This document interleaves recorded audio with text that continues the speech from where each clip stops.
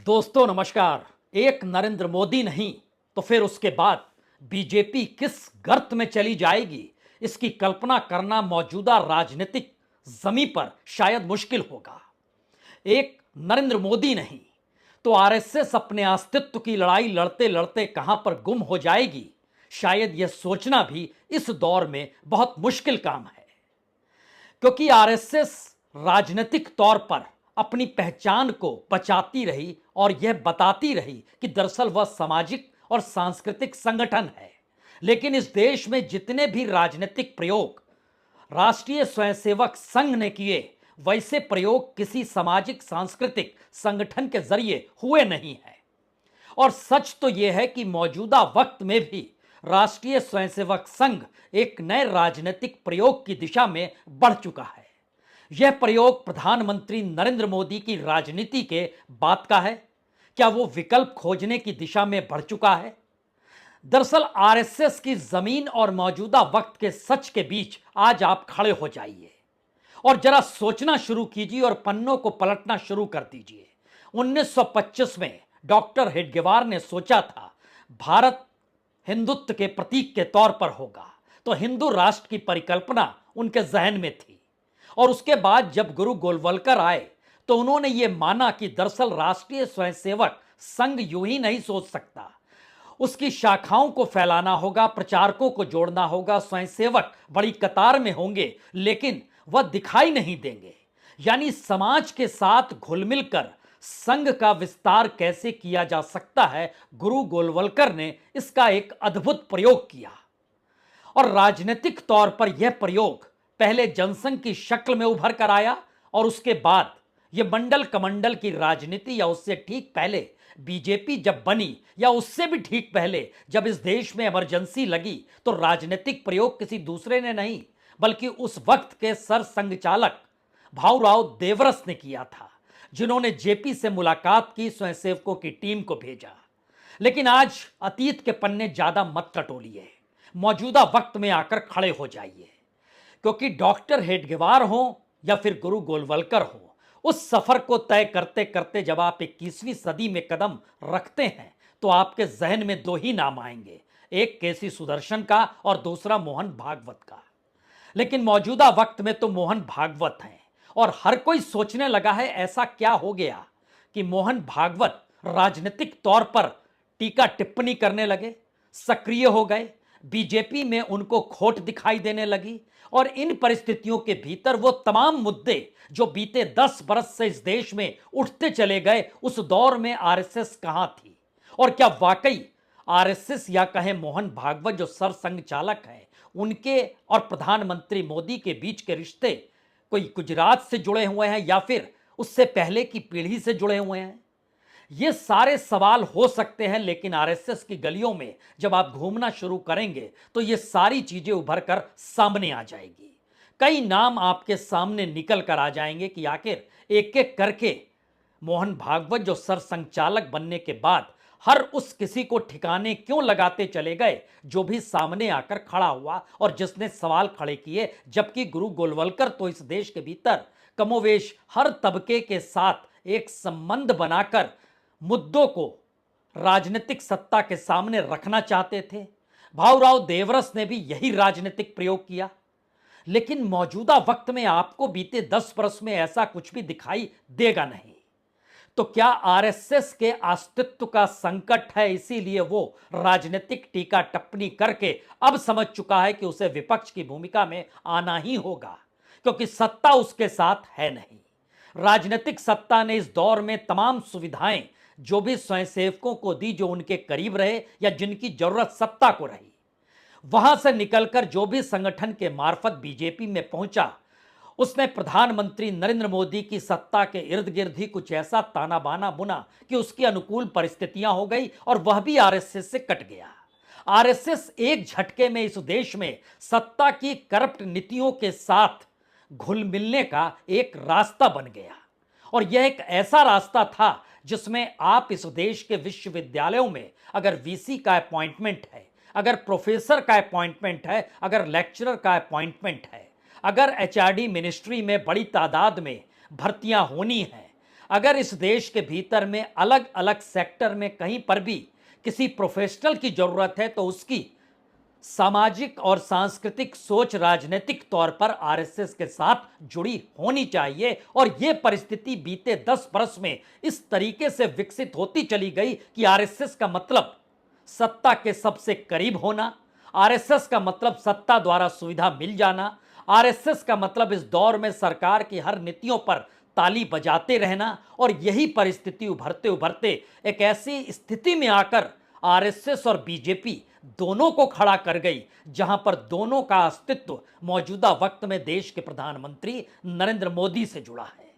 और अब जब ऐसा नजर आने लगा कि यह सत्ता ज्यादा दिन तक टिक नहीं सकती है, क्योंकि अयोध्या के भीतर की हमारी टीम काम कर रही थी, उसने बताया कि दरअसल अयोध्या के भीतर 1,04,671 वोट बीजेपी को मिले, लेकिन दूसरी तरफ समाजवादी पार्टी के जो उम्मीदवार थे वो दलित थे और उनको 1,04,000 वोट मिले। यानी अयोध्या जैसी जगह पर, हम अयोध्या कॉन्स्टिट्यूएंसी का जिक्र नहीं कर रहे हैं जो फैजाबाद के तहत आता है, यही स्थिति बनारस के भीतर हुई जहां पे खुद प्रधानमंत्री मोदी चुनाव लड़ रहे थे। और यही स्थिति नागपुर शहर में नितिन गडकरी चुनाव जीत जरूर गए, लेकिन जिस इलाके में आरएसएस का प्रभाव है वो महाल का इलाका, गांधी बाग का इलाका, वहां पर वोट नितिन गडकरी के हिस्से में कम गए। यानी जो भी राजनीतिक प्रयोग एक लंबे वक्त के साथ अपनी जमीन को मजबूत करने के लिए आरएसएस ने किया, वो एक झटके में ढहढहाता हुआ इस चुनाव में नजर आने लगा। और ऐसा भी नहीं था कि उस चुनाव में सिर्फ आरएसएस की जमीन कमजोर लगी, उस दौर में आरएसएस की जमीन के साथ बीजेपी भी लुप्त होती दिखाई दी। और यह किसी को समझ नहीं आया कि एक व्यक्ति के इर्द गिर्द ताना बाना बुनते बुनते 10 बरस में क्या कुछ पार्टी ने गवा दिया, क्या कुछ संगठन ने गवा दिया। और अब ऐसी स्थिति आ गई जहां पर यह बहुत साफ दिखाई देने लगा है कि राजनीतिक तौर पर अब बीजेपी अपने बूते सत्ता में नहीं है। जिन गठबंधन का साथ है, राजनीतिक तौर पर उनकी जरूरत या उनकी सत्ता को लेकर जरूरत एक नई दिशा में कब चली जाएगी कोई नहीं जानता है।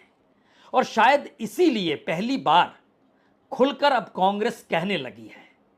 और कांग्रेस का मतलब यहां अगर राहुल गांधी से आप लगाना चाहते हैं तो एक बात जान लीजिए, राहुल गांधी ने राजनीतिक लकीरों का फिक्र कभी नहीं किया। उन्होंने जो जो लकीर खींची और उस रास्ते उन्होंने देखा परखा ही नहीं कि महाराष्ट्र के भीतर सावरकर का जिक्र होना चाहिए या नहीं होना चाहिए, मध्य प्रदेश के भीतर जिक्र आरएसएस का और हेडगेवार का होना चाहिए या नहीं होना चाहिए। उन्होंने सीधे तौर पर बीजेपी या नरेंद्र मोदी को उस आरएसएस के कटघरे के भीतर लाकर खड़ा कर दिया जहां पर बार बार उनके जरिए निशाने पर राष्ट्रीय स्वयंसेवक संघ आई। और खुद प्रधानमंत्री मोदी आरएसएस के प्रचारक रह चुके हैं। इस दौर में जो मंत्रियों की तादाद है उसमें से 9 मंत्री ऐसे हैं जिन्होंने बचपन से आरएसएस को देखा है। इस दौर में जो 240 सांसद जीत कर आए हैं उसमें से तकरीबन 65 सांसद ऐसे हैं जो आरएसएस से जिनका जुड़ाव रहा है, बाकियों का नहीं रहा है।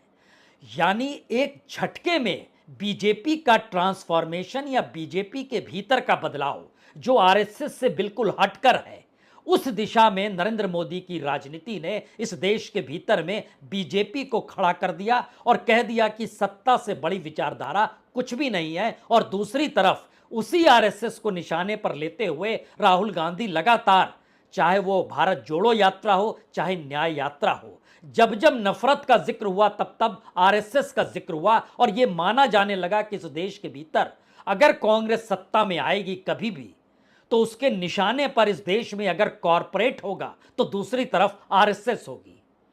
और शायद यही वजह है इस दौर में आरएसएस के भीतर डर है, क्योंकि सत्ता में बैठे हुए प्रचारक हों या बीजेपी जो उनकी भीतर से निकली हुई पार्टी हो, और दूसरी तरफ कांग्रेस हो या इंडिया की सोच हो, आरएसएस इन सब के बीच अपने अस्तित्व को टटोल रही है। उसने क्या क्या कुछ प्रयोग किया ये हम बताएं उससे पहले हमें लगता है अब कांग्रेस के उस तेवर को देखना समझना होगा जहां वो कहने से अब चूकती नहीं है। ये कौन सी आरएसएस है जिसके कोई सरोकार इस देश के लोगों से नहीं रहे, मुद्दों से नहीं रहे। यहां जब जरूरत उनकी थी, जो अपने आप में वो कहते थे, वो कहां थे बीते 10 वर्ष में? ये सवाल पहली बार खुलकर कांग्रेस के नेता उठा रहे हैं। कौन गंभीरता से लेता है आरएसएस को? मोदी जी खुद तो लेते नहीं, तो हम क्यों लें? जब बोलने का समय था तब बोला होता तो सब गंभीरता से लेते। तब आप चुप रहे, सत्ता के मजे आप भी लूट रहे थे। हर जिले में, हर राज्य में आरएसएस के कार्यालय बन रहे थे, तब तो आप चुप रहे।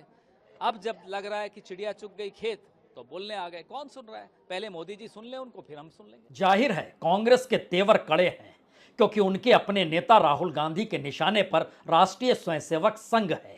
और जिस मोहब्बत की दुकान का जिक्र लगातार यात्रा में करते रहे, उसमें नफरत का जिक्र संघ से ही निकल कर आया। और बार बार, और याद कीजिए, जब यात्रा केरल से शुरू हुई थी, तिरुवनंतपुरम से शुरू हुई थी, उसके बाद जो पहला पोस्टर कांग्रेस ने जारी किया था वह सीधे तौर पर आरएसएस की हाफ पैंट का जिक्र था, उसमें लगी हुई माचिस तीली थी। उस पोस्टर को याद करके मौजूदा वक्त में जब आप कांग्रेस की समूची विचारधारा को परखेंगे तो एक बात साफ होगी, इस बार आरएसएस को लेकर कहीं तीखे तेवर राहुल गांधी के उससे कहीं ज्यादा है जिस वक्त मनमोहन सिंह की सरकार के दौर में उस वक्त के गृह मंत्री सुशील कुमार शिंदे ने कहा था कि इन पर बैन होना चाहिए और इन पर रोक लगनी चाहिए। अब कहीं उससे ज्यादा एग्रेसिव मोड कांग्रेस का है। और यह बात बीजेपी या कहें खुद प्रधानमंत्री मोदी या राजनीतिक तौर पर जो प्रयोग आरएसएस को लेकर बीजेपी के सत्ताधारियों ने किए, वह इसी बात को लेकर उन्हें डराते रहे कि हम सत्ता में हैं तो आप बचे हुए हैं, हम सत्ता में हैं तो आपका विस्तार हो रहा है, हम सत्ता में हैं तो आपकी शाखाएं बढ़ रही हैं, हम सत्ता में हैं तो आपको सुविधाएं मिल रही है। लेकिन यह कहीं नहीं कहा गया कि हम सत्ता में हैं तो धीरे धीरे आपका अस्तित्व खत्म कर रहे हैं। और यह अस्तित्व का संकट इसलिए बड़ा है क्योंकि जो 40 ऑर्गेनाइजेशन आरएसएस के भीतर काम करते हैं, सभी आज की दृष्टि में कहीं कोई जुड़ाव उनका इस समाज के भीतर नहीं है। चाहे वो आदिवासियों का जिक्र कर लीजिए, किसानों का जिक्र कर लीजिए, मजदूरों का जिक्र कर लीजिए, इस देश के तमाम इंडस्ट्रीज का जिक्र कर लीजिए, अलग अलग संस्थाओं में विश्व हिंदू परिषद तक का जिक्र कर लीजिए। तमाम चीजों को राजनीतिक तौर पर मोदी सत्ता ने हड़प लिया और संघ धीरे धीरे गायब हो गया। और इस गायब होने की परिस्थिति में सिर्फ एक ही वायदा सत्ता करती रही कि हम सत्ता में ही रहेंगे और आपको कोई छुएगा नहीं। लेकिन पहली बार अब स्वयंसेवक इस बात की जानकारी संघ के भीतर लगातार देने में जुट गए हैं कि दरअसल ये सत्ता तो आज नहीं कल चली जाएगी, जनता इनके साथ खड़ी नहीं है, कोई इनको वोट देने को तैयार नहीं है। और ये किसी तरह 240-42 तक पहुंच भी जाएं, लेकिन अगली बार 100 के नीचे होंगे। ये मैसेज अगर आरएसएस के भीतर है तो फिर आरएसएस इस बात की दिशा में अब सोचने लगी है कि उसे एक विकल्प चाहिए, और वो विकल्प प्रधानमंत्री मोदी का ठीक उसी तरीके से होना होगा जैसे एक वक्त बुजुर्गियत के नाम पर अटल बिहारी वाजपेयी और लाल कृष्ण आडवाणी के विकल्प का जिक्र उस वक्त के सरसंघचालक केसी सुदर्शन ने किया था। यानी एक नई परिस्थिति, लेकिन इस नई परिस्थिति में संकट संघ के ऊपर। और वजह ये सत्ता जा रही है, ये आरएसएस के भीतर शोर इतना ज्यादा है कि पहली बार वो हर उस राजनीतिक प्रयोग को करने के लिए तैयार है जहां पे संघ की महत्ता बनी रहे या संघ की साख बन जाए। चाहे प्रधानमंत्री मोदी के तौर पर नरेंद्र मोदी कांग्रेस बीजेपी के नेता के तौर पर रहें या ना रहें, क्योंकि उनके भीतर एक अनुगुंज है कि यह सत्ता नहीं टिकेगी। और नहीं टिकेगी तो क्या संघ भी खत्म हो जाए, बीजेपी भी खत्म हो जाए? बिल्कुल नहीं। बीजेपी के भीतर बैठे हुए वो तमाम पुराने लोग जिनको एक झटके में सत्ता ने हाशिए पर कर दिया, उनके भीतर भी बेचैनी है। और ये बेचैनी तो हर राज्य से निकले हुए कद्दावर नेताओं की है। वो चाहे यूपी से निकले राजनाथ सिंह हो, महाराष्ट्र से निकले हुए नितिन गडकरी हो, वसुंधरा राजे सिंधिया जो राजस्थान की राजनीति को साधती रही, शिवराज सिंह चौहान जो मध्य प्रदेश की राजनीति को साधते रहे। इसीलिए जो हमले अब शुरू हुए हैं वो हमले अपने आप को बचाने को लेकर हैं। और बचाने की परिस्थितियों के भीतर ऐसा नहीं है कि कांग्रेस नहीं समझ रही है। कांग्रेस के अध्यक्ष मल्लिकार्जुन खड़गे खुले तौर पर अब यह कहने से चूकते नहीं है कि यह अल्पमत की सरकार है, जनता ने तो इन्हें वोट दिया ही नहीं। और यह मैसेज यूं ही नहीं है, इस मैसेज के पीछे वह पूरी सामाजिक आर्थिक व्यवस्था का वो चित्रण है जो मुद्दे इस देश के भीतर उठते रहे, आरएसएस मौन रहा, सत्ता अपने सुर में आगे चलती चली गई, इसीलिए ये आवाज निकलकर अब खुले तौर पर आने लगी है। देखो, एनडीए गवर्नमेंट गलती से बनी हुई है। मोदी जी को एक तो मैंडेट नहीं है और माइनॉरिटी गवर्नमेंट है। ये गवर्नमेंट कभी भी गिर सकती है। यानी एक तरफ कांग्रेस के तेवर संघ को लेकर कड़े हमेशा से रहे, अब उनके प्रचारक जो प्रधानमंत्री बने हैं उनको लेकर सीधे निशाने पर लेने से राजनीतिक तौर पर कांग्रेस चूक नहीं रही है।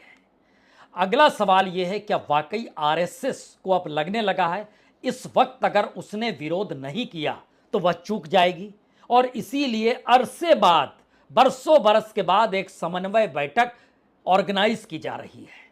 यह समन्वय बैठक केरल में होगी और उस केरल में 31 जुलाई से 2 अगस्त तक इस बैठक में इस बात को सामने रखा जाएगा कि प्रांत दर प्रांत और प्रचारकों की तादाद और स्वयंसेवकों को जोड़ने का सिलसिला और शाखाओं की व्यापकता, इन सब को कैसे नए सिरे से खड़ा किया जाए और बीजेपी का जो नया अध्यक्ष होगा उसकी भूमिका क्या होनी चाहिए, और उसकी नियुक्ति सिर्फ पार्लियामेंट्री कमेटी नहीं करेगी बल्कि संघ जो इशारा करेगा उसी हिसाब से अध्यक्ष बनेगा। समन्वय बैठक इसीलिए 31 जुलाई से 2 अगस्त के बीच पड़क्कड़ में, जो कि केरल में है, वहां पर बुलाई गई है। आज मुलाकात योगी आदित्यनाथ से गोरखपुर में सरसंघचालक की हुई। सवाल है, ये खबर तो है, लेकिन इसके साथ की खबर यह है कि पहली बार यह सबको समझ में आया कि अयोध्या के इर्द गिर्द की 9 में से 6 सीटें बीजेपी ने गंवा दी, बनारस के इर्द गिर्द की 15 में से 9 सीटें गंवा दी। यानी इतने मुश्किल हालात में जिस जमीन को स्वयंसेवकों ने खड़ा किया उसमें पहली बार प्रांत प्रचारकों तक को लेके बदलने की स्थिति इसलिए आ गई क्योंकि ओबीसी का जोर शोर से प्रधानमंत्री मोदी की राजनीति में हंगामा खड़ा था। पहली बार प्रधानमंत्री मोदी ने बताया, मैं ओबीसी हूं, जिसको खुले तौर पर इस देश में देश के उस वक्त के बीजेपी अध्यक्ष और इस वक्त के गृह मंत्री अमित शाह ने कहा, देखिए पहली बार ओबीसी प्रधानमंत्री मिला है। तो एक झटके में भारत में ओबीसी की समूची राजनीति को हड़पने का जो सिलसिला शुरू हुआ उसके दायरे में आरएसएस को भी लाकर खड़ा कर दिया गया। यानी सवाल यह नहीं है कि इस देश के भीतर जब देश भर का किसान 3 कानूनों का विरोध कर रहा था तब किसान संघ कहां था। सवाल यह नहीं है कि इस देश में मजदूरों को लेकर जो अलग अलग तरीके से हर वक्त सवाल, और खास तौर से डीमोनेटाइजेशन यानी नोटबंदी के बाद जो अनऑर्गेनाइज्ड असंगठित क्षेत्र पूरे तरीके से तबाह हो गया, उस वक्त राष्ट्रीय स्वयंसेवक संघ या भारतीय मजदूर संघ कहां था। सवाल यह भी नहीं है कि वनवासी कल्याण आश्रम की भूमिका इस दौर में क्यों गायब हो गई। सवाल यह भी नहीं है कि किस तरीके से हिंदुत्व के आश्रय हिंदूवादी पार्टी बीजेपी रहे और मंदिरों की राजनीति विश्व हिंदू परिषद अपने तौर पर करे, जो उसने कमंडल की राजनीति के आश्रय इस देश में शुरू किया था, वह भी एक झटके में छीन लिया गया। और इतना ही नहीं, कोई तालमेल चुनाव लड़ने को लेकर, चाहे वो उम्मीदवारों के चयन को लेकर हो, चाहे मुद्दों को उठाने को लेकर हो, चाहे प्रधानमंत्री की अपनी भूमिका मंदिर के पुजारी के तौर पर ही नजर आने लगे, इन तमाम मुद्दों पर आंखें मूंद ली गई थी दोनों तरफ से, क्योंकि आरएसएस को लगते रहा ये सत्ता में रहेंगे, और अब आरएसएस को लगने लगा है ये सत्ता में नहीं रहेंगे। तो रहेंगे और नहीं रहेंगे बीच में पहली बार खोज इसलिए शुरू हो गई है कि दरअसल हमें एक ऐसा व्यक्ति चाहिए जो सबको साथ लेकर चल सके, क्योंकि एक व्यक्ति के आश्रय तो जब जनसंघ बन रहा था तब श्यामा प्रसाद मुखर्जी को भी इजाजत गुरु गोलवलकर ने नहीं दी थी कि कभी भी कोई संगठन या पार्टी एक व्यक्ति के आश्रय नहीं चलेगी। और इस वक्त में तो भरी भूरी पार्टी, भरा भूरा संगठन, सब कुछ ध्वस्त कर दिया गया और एक व्यक्ति के इर्द गिर्द समूची राजनीति सिमटती चली गई। अब इसको कैसे सहेजा जाए, कैसे बचाया जाए? इस राजनीति को पकड़ने के लिए ही ध्यान दीजिए तो फिर इंद्रेश सामने आते हैं। इंद्रेश कुमार वो शख्स हैं जो मुस्लिमों से तालमेल बैठाकर संघ के अनुकूल करने की परिस्थितियां जब धारा 370 हटाई जा रही थी उस दौर से लगे रहे और लगातार अपने तौर पर यह बताते रहे कि दरअसल आरएसएस का मतलब सिर्फ हिंदू नहीं है, इस देश का मतलब ही हिंदू कर देना है। इसी ध्यान से उन्होंने बड़ी बड़ी बैठकें की और आज वो उसी राम के नाम के आश्रय नई बातों को परोस रहे हैं, जहां पर इस बात का जिक्र हो जाए कि दरअसल ये राम को मानने वाले ढोंगी लोग थे, इसीलिए ये चुनाव हार गए।